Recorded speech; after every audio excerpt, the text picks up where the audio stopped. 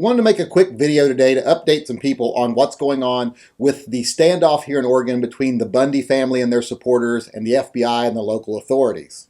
I think a lot of you are probably already aware that Eamon Bundy and Ryan Bundy, along with some of their supporters, have already been arrested. There's only a few people left in the wildlife refuge that are actually still holding out against the FBI and local authorities.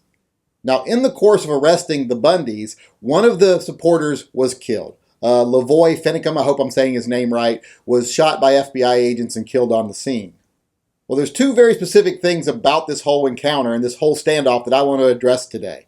And that is, the first thing being that he was killed while surrendering, that LaVoy Finicum was killed with his hands in the air while surrendering to police. Well, that is just an out-and-out lie, and if you keep repeating it, you're showing that you're a moron that can't understand a simple video, because the video clearly shows that ain't the case. The real story was they were on a way to a meeting to rally up some support from the local community for their cause because they're not getting any support as it is right now, and they were stopped by a road blockade. Now, LaVoy Finicum decided he was going to make a run for it. He was going to get away because he had said multiple times on television that he wasn't going to be taken alive. He'd go down fighting. So I guess he thought, well, rather than fight right now, I'll run. If I can get away, I'll get away.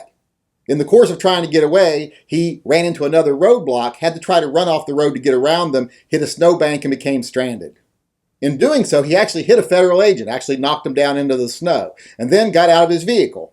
Once the vehicle was stranded, he got out, and he did have his hands up in the air at that point. As you can see right here in this video from the FBI, he does have his hands in the air at this point. But then, as soon as he's actually confronted face-to-face by an agent, what's he do? He reaches for his waistband where he does have a gun. Everyone that was with him did confirm that he was armed, that he did have a handgun on him. And you can clearly see here, he reaches for his waistband, and then he's surprised by another officer behind him, continues to reach for his waistband, and then he's shot. At this point, he has his hands down around his waist. He is an immediate threat to police officers. The officer that comes at him from behind fires, takes him down. If you look at this picture here, it either looks like he actually pulled something out of his waistband or his hand got longer. Looks to me like he may have a gun in his hand right here. Now, I do want to point out one thing right here that the tactical people on YouTube are probably throwing a fit about right now is look at how this officer shoots the guy. One-handed, doesn't have a proper tactical grip, doesn't have a proper tactical stance. He doesn't even scan from side to side after he fires. I mean, does this guy even train? Looks like somebody needs to start watching some YouTube videos because he obviously doesn't know what he's doing. I don't see how he survived the encounter.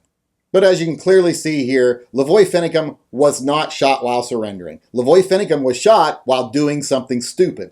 LaVoy Finicum was shot after committing a crime, saying on national television that he would go down fighting, that they would not take him alive, then fleeing police, and then when he gets stranded, getting out, pretending to surrender, and then reaching for a gun while officers approach him, and then he was shot dead. So LaVoy Finicum was treated like a criminal while he was being a criminal. That's the end of the story. Saying anything otherwise makes you look stupid.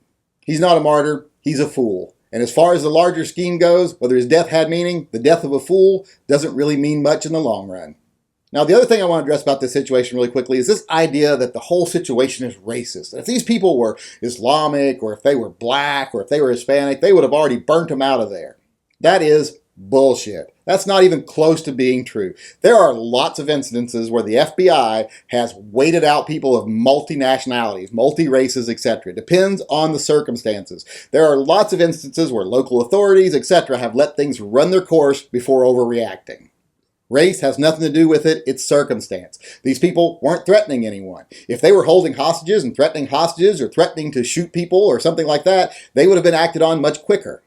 If they were in a public area where the city was having to shut down for a multi-block radius around them while they held hostages or while they held property, etc., then something would have needed to be done more quickly because you can't have the city shut down because of the acts of a few people.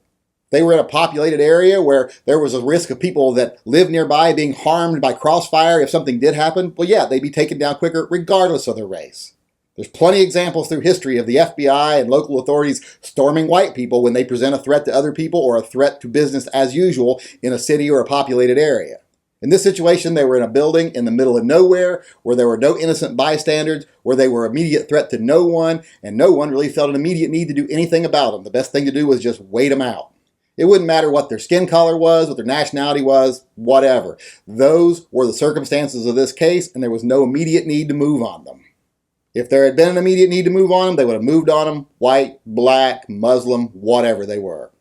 So if you're one of those people that say LaVoy Finicum was murdered by the FBI while surrendering, you're an idiot. Nothing supports you. You're wrong. And if you're one of those people that says, well, this whole thing's been racially motivated from the beginning, you're also an idiot, and you're also wrong. So either shut up or start talking about things that you actually know something about.